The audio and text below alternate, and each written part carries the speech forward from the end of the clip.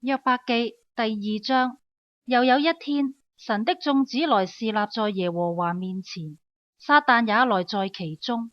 耶和華問撒旦說：你從哪裏來？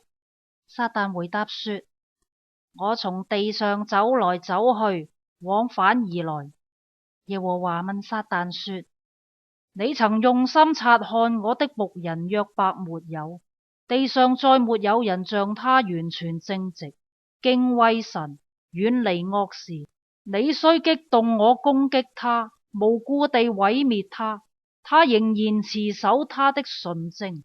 撒旦回答耶和華說：人以皮代皮，情願捨去一切所有的，保存性命。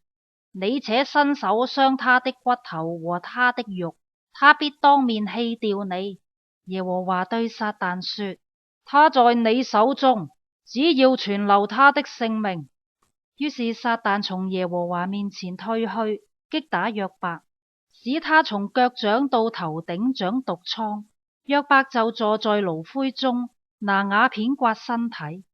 他的妻子對他說：你仍然持守你的純正嗎？你棄掉神，死了吧。